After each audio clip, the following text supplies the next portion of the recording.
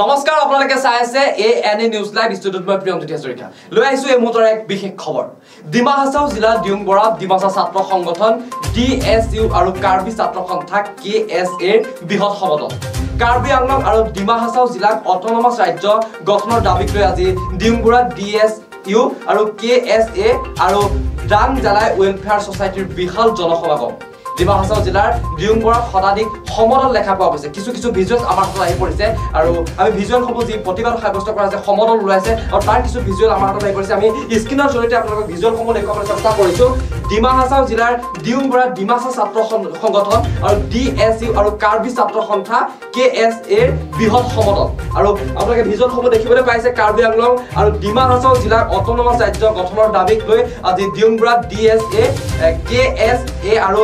ডাং জালাই ৱেলফেয়াৰ ছ'চাইটিৰ বিশাল জনসমাগম আৰু আপোনালোক যিখিনি ফটেজ আহি ভিজুৱেলছ আহি পৰিছে ভিজুৱেলখিনি আমি আপোনালোকক এক্সক্লুচিভ দৃশ্য দেখুৱাবলৈ চেষ্টা কৰিছোঁ স্ক্ৰীনৰ জৰিয়তে ডিমা হাছাও জিলাৰ দিউংবৰা ডিমাছা ছাত্ৰ সংগঠন আৰু ডিএছইউ কাৰ্বি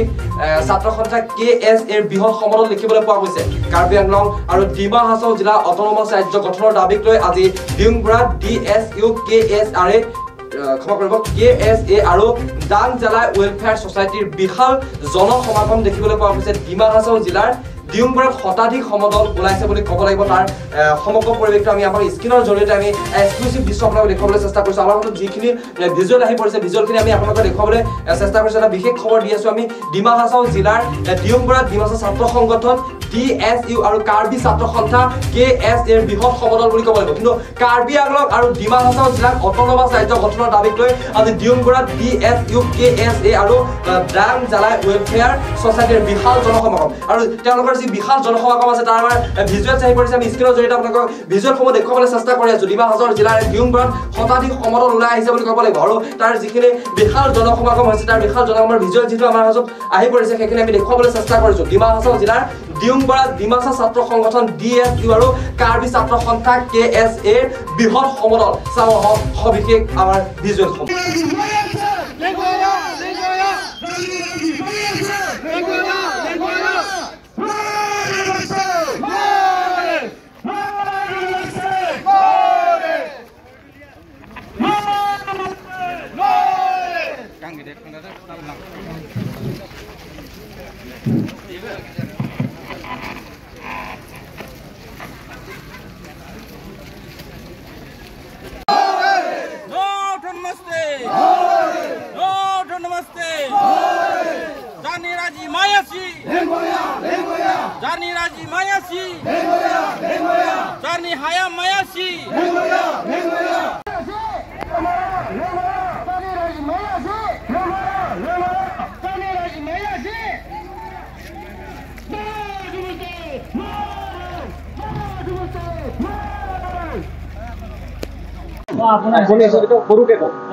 আজি 2024 27 আগষ্ট আজিৰ দিনত আমাৰ দিউংবৰা এলেকাৰ নাগৰিকসকলে এই 244 আৰ্টিকেল এ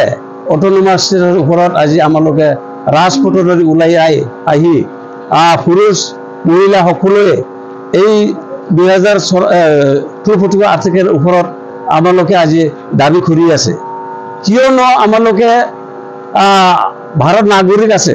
যেতিয়া স্বাধীন বিচাৰিছিল তেতিয়ালৈকে আমাৰ ডিমাছাও ইয়াত বলি দিয়া হৈছে ইংৰাজৰ হাতত তথাপিও আমালোকে এতিয়ালৈকে অট'নমাছ ষ্টেট পোৱা নাই কিয় পোৱা নাই সেইটোকে আমালোকে বিচাৰি আছে এক সময়ত মেঘালয় আগত খাচীয়া জয়ন্তী হিল আছিল এতিয়া আপোনালোকে চবে জানে মেঘালয় গ'ল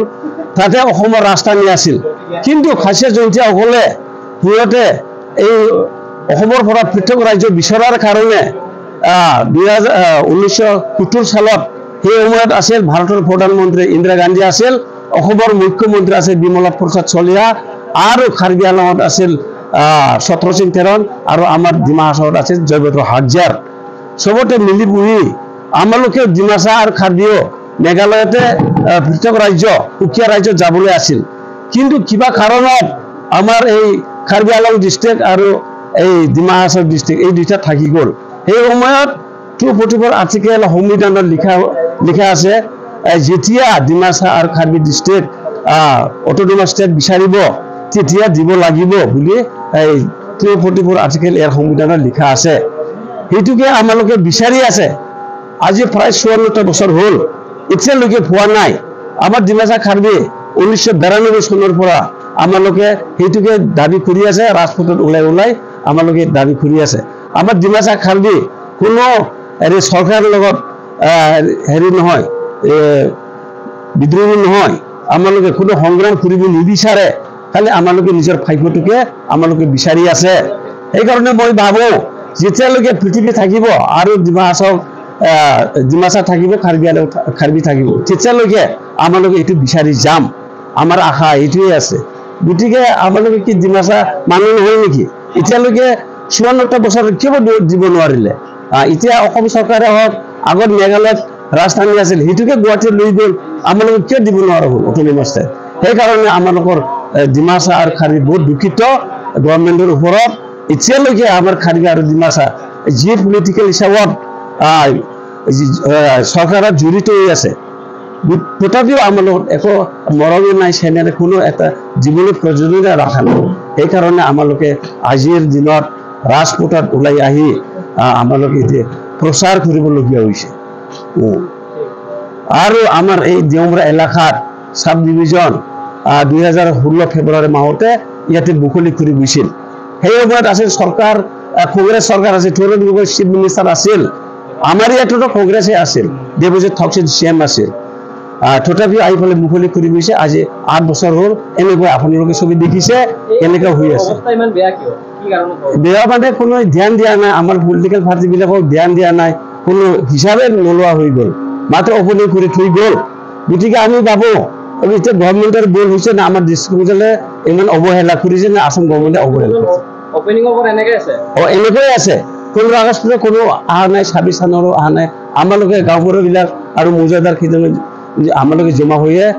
জাতীয় পতাকা উদযাপন কৰে ইয়াত গতিকে আমালোকৰ বহুত দুখৰ কথা ক'বলৈ হ'লে এইটোকে কৈ মোৰ কথা সামৰিলে ধন্যবাদ